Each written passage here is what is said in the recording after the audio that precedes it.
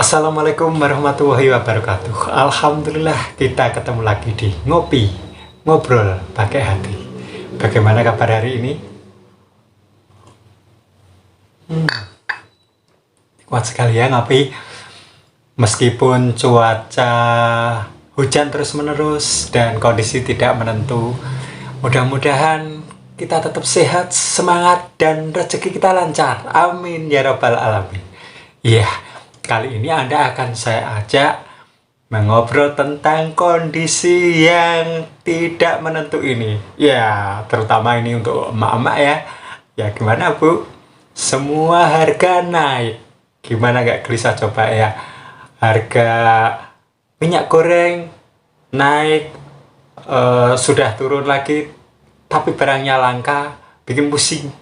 Kemudian tempe, tahu, daging, gula, aduh, semuanya melambung ya. Nah, terus gimana dong? Pusing ya Bu ya? Iya jelas pusing dong bapak-bapak ini ya. Tolong uang belanjanya ditambah nih Bu-ibu pusing. Tapi kalau memang sumber pendapatan tidak berubah atau bahkan cenderung berkurang, maka ibu-ibu harus mulai sadar bahwa kondisi ini kalau terus-menerus bisa, kalau tidak dikelola, bisa menggoyahkan ekonomi rumah tangga. Ekonomi rumah tangga jangan sampai kolab ya Bu. Iya, ini saya ada tips 5 hal yang harus dilakukan dalam menghadapi sembako atau harga-harga kebutuhan pokok yang merangkak naik. Nah, ini saya ambil dari Halo Manek Coach, We Compare, You Save. Ya, ini saya ambilkan dari sana. Kita belajar bareng-bareng ya Bu ya, mengelola keuangan ekonomi rumah tangga dalam kondisi yang agak sulit ini. Yang pertama, kurangi belanja Bu. Jadi kita harus membuat prioritas. Prioritas pertama kita ya sembako, 9 bahan pokok itu ya Bu ya, yang kita konsumsi sehari-hari. Jadi untuk baju, untuk sendal, untuk sepatu, untuk perhiasan, kita tunda dulu.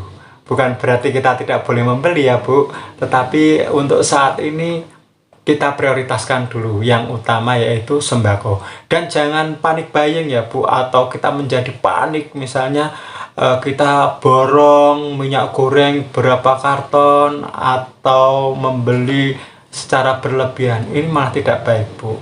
Jadi belilah sesuai dengan kebutuhan, karena kalau membeli dalam jumlah yang banyak, takutnya nanti tidak habis sehingga kadaluarsa, malah banyak hal yang dibuang. Yang kedua, belajar hemat Bu. Ya, sumber-sumber pengeluaran harus kita kontrol. Sumber-sumber pengeluaran di samping belanja itu ada listrik, ada gas, ada air ya Bu ya. Jadi gas kalau kita masak benar-benar kita tungguin. Jangan sampai ngerebus air sampai mendidih, bahkan mau habis airnya kita lupa karena kita asik dengan yang lainnya. Nah, ini gas harus kita hemat. Kemudian listrik Bu, kita kontrol lampu-lampu listrik yang tidak perlu kita nyalakan, tidak kita nyalakan. Kalau perlu lampu-lampu kita ganti dengan bolam yang hemat energi, seperti lampu LED. Lampu LED itu nyalanya lebih terang, tetapi energinya lebih hemat, menyedot listriknya lebih hemat.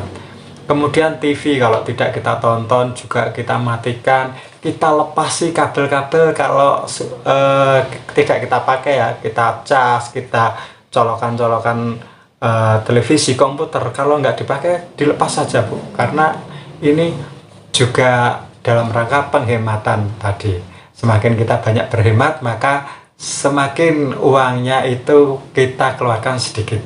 Yang berikutnya yaitu belanja di pasar tradisional. Yang ketiga ini ya, kita cobalah jalan-jalan ke pasar tradisional. Mungkin image kita kalau pasar tradisional tuh kumuh, kemudian nggak higienis, jorok gitu ya. Tapi sudah banyak pasar tradisional yang sudah direvitalisasi oleh pemerintah, Bu. Jadi bahkan mungkin ibu-ibu akan mendapatkan bahan-bahan yang lebih fresh di sana. Misalnya beli singkong, beli tauge, beli tomat, beli ya segala macam kebutuhan sayur mayur, kangkung, kubis, sawi dan sebagainya, bayam, itu mungkin lebih segar di sana dan kita bisa memilih yang baik dong. Nah, harganya biasanya pasar tradisional lebih miring ya Bu.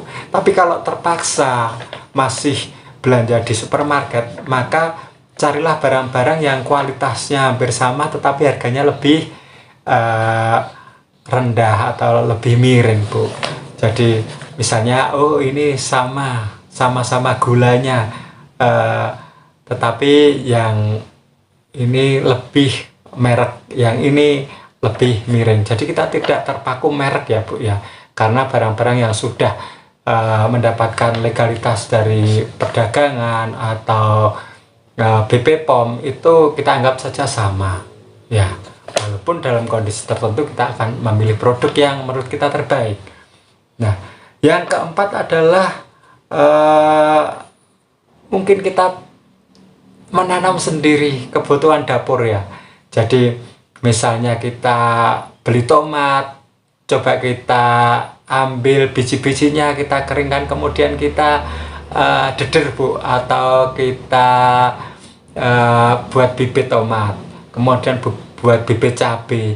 Kalau kita belanja oncelang atau daun bawang, itu kan ikut akarnya, kita potong, kita tanam. Nah, ini akan menghasilkan Bu. Kita nanam kacang panjang, nanam bayam, nanam sawi. Di samping kita menjadi semangat dan hasilnya kita konsumsi, ini tentu sangat mengasihkan. Kalau enggak punya lahan yang lumayan cukup, mungkin kita belajar bertani hidroponik ya Bu ya. Iya, kenapa tidak ibu-ibu bisa kok melakukannya, lebih telaten malahan ya. Ya, mungkin juga ditambah empon-empon Bu, jahe, kunyit, kencur, temulawak. Nah, ini malah lebih bagus lagi.